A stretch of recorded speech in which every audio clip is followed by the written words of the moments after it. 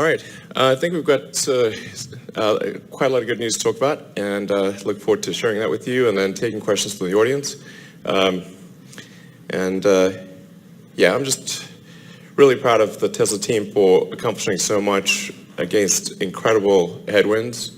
And I'd just like to express a note of appreciation for all of our customers who bought our cars. Thank you for buying our product. We're doing everything we can to make it as good as possible, as fast as possible. I think this is going to sound maybe a little cheesy, but at Tesla we build our cars with love. Like, we really care. I think at a lot of other companies, they're built by like the marketing department and the finance department, and there's no soul, you know. So like, we're not perfect, but we pour our heart and soul into the product, and we really care. So.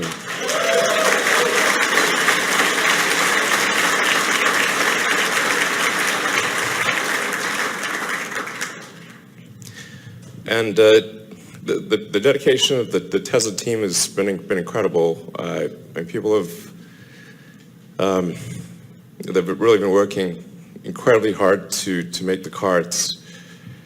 It's very difficult to become a mass manufacturing car company.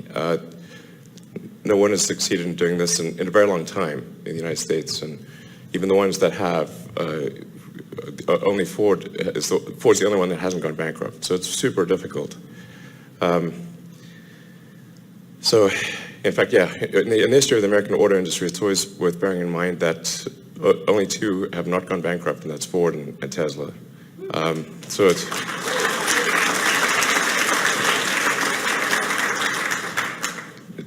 it's insanely hard just staying alive. So I just want to be clear, it's really difficult. We've had people at Tesla who've sort of worked like 60 days straight, and we had like basically forced them to go home. Like, you gotta go home, man. You're gonna keel over. And then stuck back in to work. You're like, damn it, we said go home.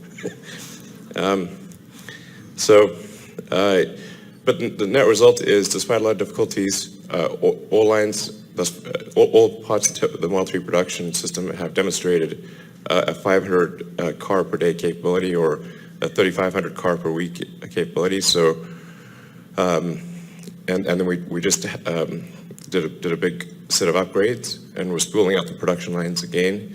And I think it's quite likely that we will achieve a 5,000 car a week by the end of this month. It's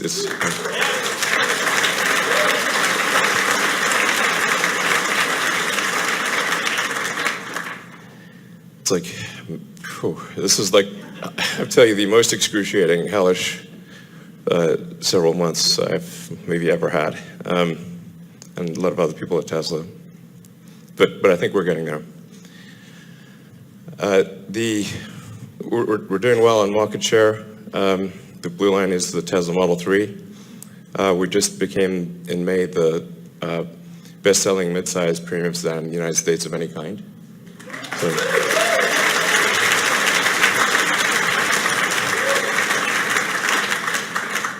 So that's of any kind. So not just so it's beating all internal combustion engine cars, not just battery or hybrid or anything like that. And that's despite the fact that we still offer only one version of the car. All-wheel drive is coming out next month, and then we'll have the lower cost, the shorter range battery, the lower cost car at around the end of this year. Is when we're expecting to do it. So we also made huge progress in the reliability of the car.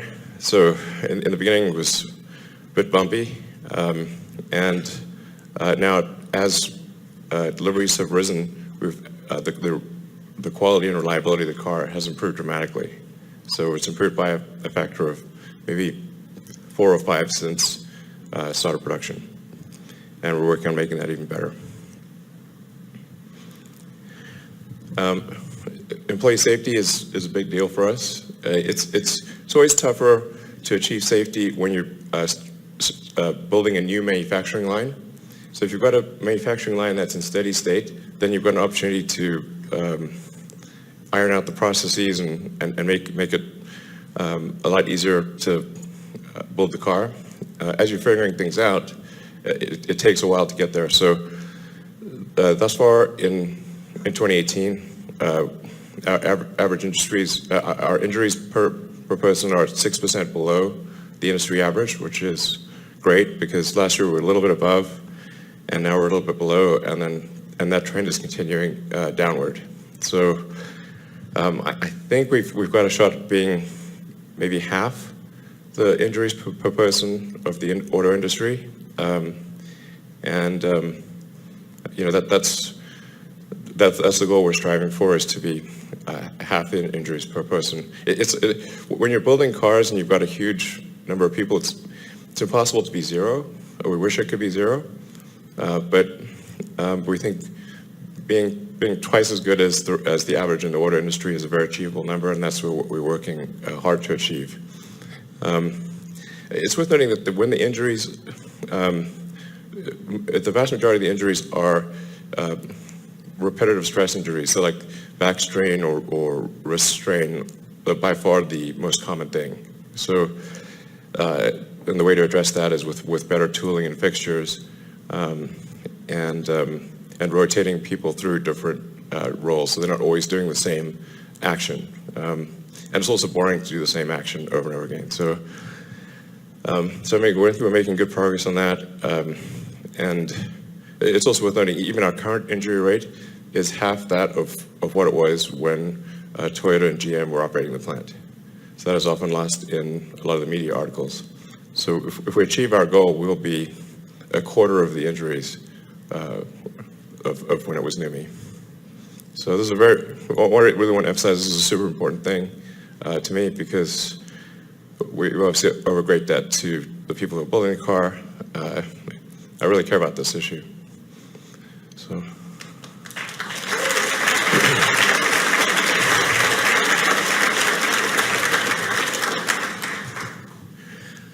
And supercharger expansion is going really well. We're almost over 10,000 superchargers worldwide. Our goal is that you'll be able to go almost anywhere on Earth using the Tesla supercharger system. We're very excited about the next generation supercharger that is, it's mostly finished in design and will go into production hopefully around the end of this year. So supercharger generation 3 will be quite a dramatic improvement. But we want to save that announcement for when it deploys, which is hopefully later this year. And then once we have that system in place, then we're going to accelerate the supercharger expansion even more.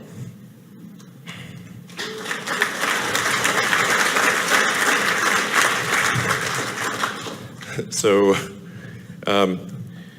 we've managed to do now a gigawatt hour of energy storage deployment worldwide. This is all the way through from the reign of Ramses II of Egypt through today, which is a very impressive period of time. And in less than a year from now, we will do another gigawatt. So it's a pretty massive, yeah.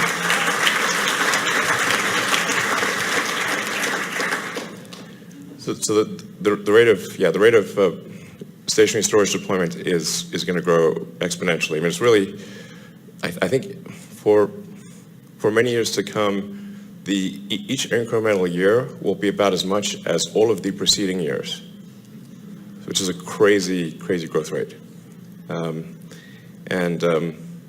It's also a sort of a production limited thing. We would actually be able to do more if we could produce more. And we are producing a lot of batteries. So, in fact, next quarter at the Gigafactory, we expect to make more battery capacity than all other EVs combined worldwide, including China. So,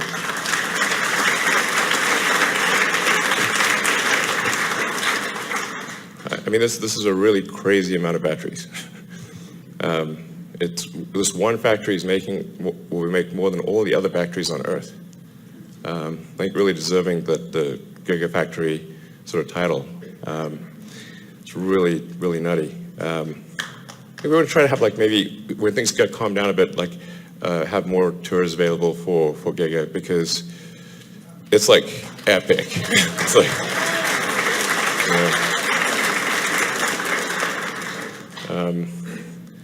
yeah, it's like at least 2 hours to just to walk through all of the parts of Giga at this point. Just to walk through everything takes 2 hours. Like if you don't pause a lot, it's like good exercise. So that's, yeah, pretty wild.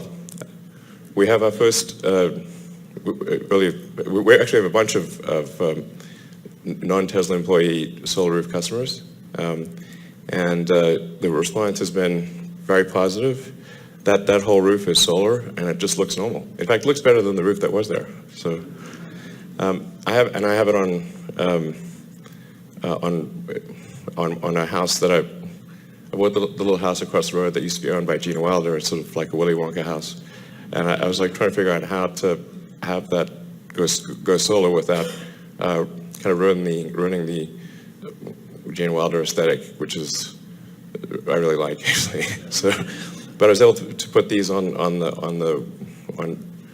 Gene Wilder's old house, and it still looks like it still has the same character, which is great. We're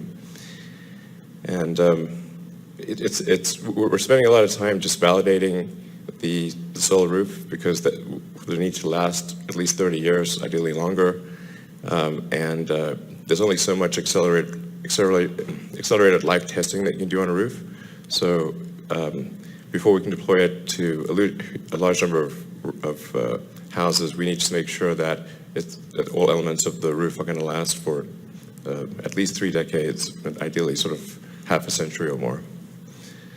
But this is going to be a very big product. And it's also going to grow exponentially. And I think you kind of want to have a thing where if you look around the neighborhood, adding solar actually made the improved the aesthetics and feel of a neighborhood. I think that's a really big deal. We're not far from Q3, and my CFO and general counsel you have to watch what words you use in these situations, but I think it's really looking like we are going to have positive GAAP net income next quarter, and as well as positive cash flow in Q3 and Q4, and we, as I've said before, do not expect to need to raise any incremental debt or equity.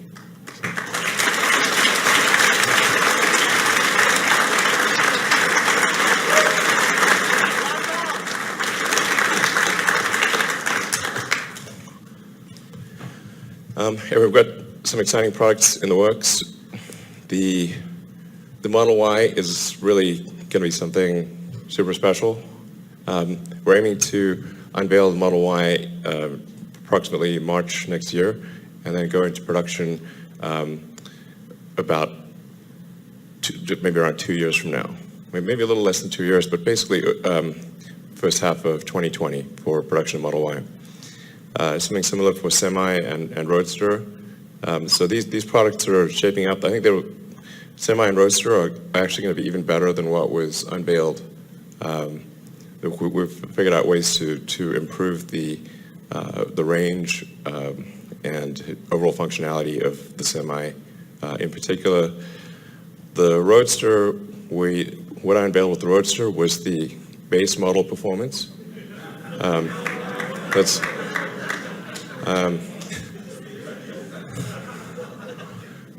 It's going to have a SpaceX option package.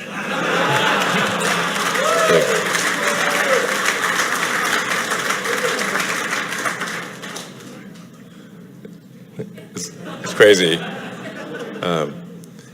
And I think that it's important for us to show with the Roadster that an electric vehicle can outperform a gasoline car in every way. So that, because gasoline cars still have sort of a halo effect, And I think if we can show an electric car can outperform a gasoline car in every way, then we sort of get rid of that halo effect of gasoline cars. And I think that's quite a powerful thing perceptually for the general public.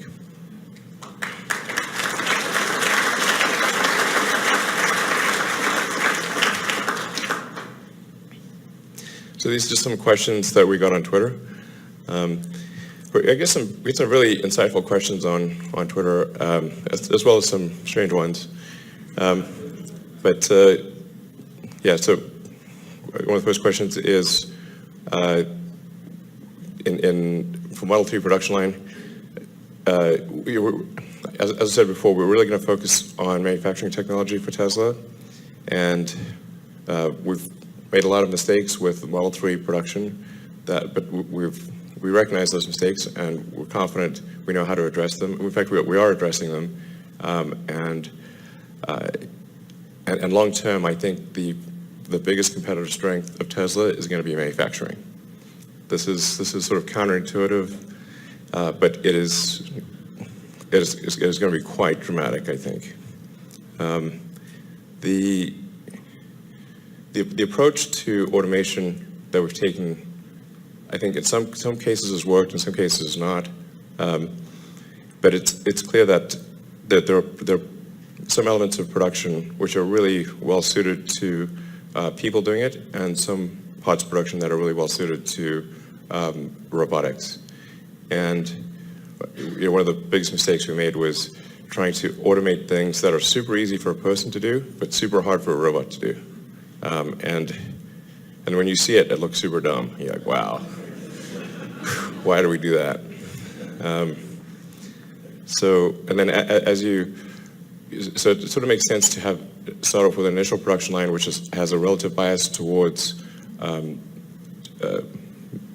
people, and then you automate the parts of the production system that are the most painful and difficult for people to do. So particularly ones that result in repetitive stress injuries, or mechanically difficult. That's really a much better approach, and that's what we're going to do for Dreadnought Factories 1 and 2. It's a much more sensible way to do things. Let's see. Well, let me actually have some of the Tesla executive team come up. Guys, you want to come up and hang out?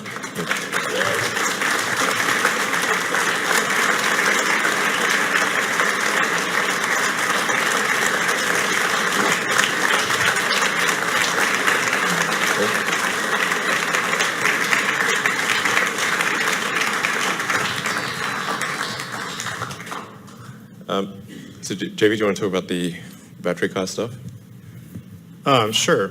So, it's difficult for us to talk about specific cost numbers. That's always a difficult topic, but we're still very confident that we have the best price and performance of anything out there in the world. If there's something better, I don't know about it, and we've looked as hard as we possibly can.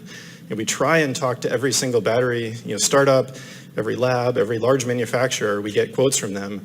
We test cells from them. So if there's something better, we're all ears. We'd love to find it, but we haven't found it yet. So generally, yeah, we're still pretty confident about that same direction. Yeah, I mean, we think at the cell level, probably we can do better than $100 per kilowatt hour, maybe later this year, depending upon on commodity prices. If commodity prices are roughly where they are today, then we'll probably do better than $100 kilowatt hour at the cell level. And then with further improvements to the cell chemistry and the production process, and more vertical integration on the cell side, for example, integrating the production of cathode and anode materials at the Gigafactory, and then an improved design of the module and pack, we think long term we can get below $100 a kilowatt hour at the pack level, which is really the key figure of merit for a car. But long term meaning definitely less than 2 years. That says a long term. Anything? I mean, yeah. Yeah, we think we've come up with some pretty cool breakthroughs on this front, on the energy density, and cost of the battery pack, and yeah, I think it's going to be pretty great as far as I can see. Yeah. So, when will the Gigafactory be completely built? I think we'll keep building on the Gigafactory for at least 4 or 5 years. It will be by far the biggest building in the world. It's not that far from being the biggest building in the world already, and based on the plans that we know, it might be twice as big as the next building in the world. Hence the interesting tour. So it's about a third done right now, so it's really enormous, and I think it's going quite well. There will be more gigafactories in the future. We're close to announcing a combined vehicle and battery factory. So future gigafactories will include vehicle and battery pack and powertrain as a single integrated unit. And we're close to announcing something in China that, I don't know, Robin, do you want to talk about that? But I mean, we don't want to make an announcement. Exactly. Maybe we just talk about like the preamble or something. I don't know. So Robin is the head of worldwide sales for Tesla. Thanks, Elon. I didn't expect to talk about this. So we're incredibly excited to build first Tesla Gigafactory outside of the U.S. In China. Specifically, it's going to be in Shanghai. And we have been holding discussions with the government, various governments in China. Really great discussions, great partners. We really look forward to working with them in the years to come. This is going to be, the next generation of Tesla factory. We're super excited. The stuff that we're going to be put in there and the cars that we're going to be building in that factory is going to be incredible. So we going to announce something really, all the details really soon. So I won't tell more, but this is enough. Thank you.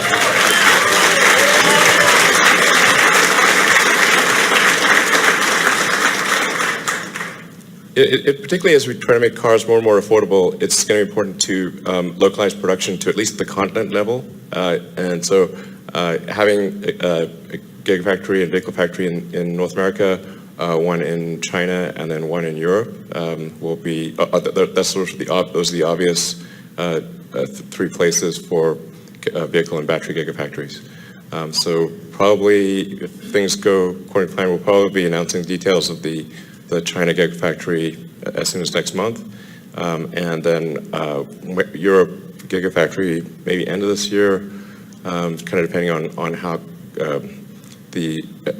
we need to figure out where to put it exactly. So, but probably towards the end of this year for the Europe Gigafactory, and ultimately we expect probably there's 10 or 12 worldwide. So. There's some questions on the Tesla Semi. We are going to do another revision of the Tesla Semi design because we've learned a lot, and we think we can actually make it even better than what was unveiled, and really have a range that is way beyond what people think, or most people in the industry think is possible. And we want to. It's definitely going to be a Semi that works in Europe and in North America and China and the rest of the world. You already kind of answered that. One major factory in the works, and then another one in the works later this year. Do you want to talk about cells? Yeah, we've talked about this a few times, but Tesla will absolutely recycle, and we do recycle all of our spent cells, modules, and battery packs. So, the discussion about, this waste is sort of ending up in landfills is not correct. We would not do that. These are valuable materials. In addition to, it's just the right thing to do. So we have current partner companies on every major continent where we have cars operating that we work with to do this today. And in addition, we're developing internally more processes. We're doing R&D on how we can improve this recycling process to get more of the active materials back. And ultimately, what we want is a closed loop right at the gigafactories that reuses the same recycled materials. This isn't impossible. We see a pathway to do it, but that's where we're headed with this. And today, we're on the way to do that. It's definitely something that'll be a huge benefit in the long term to cost, as we're able to reprocess more materials instead of actually having to mine new materials.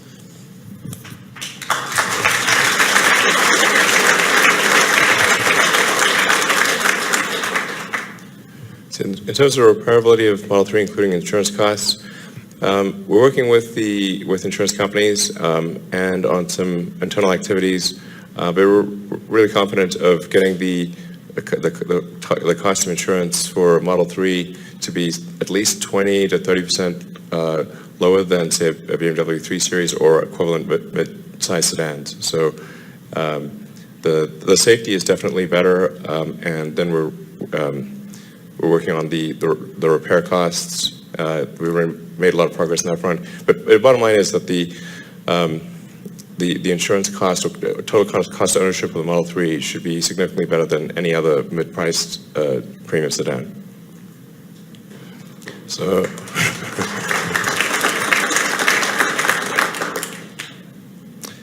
yes, we will definitely offer a $35,000 version of the Model 3.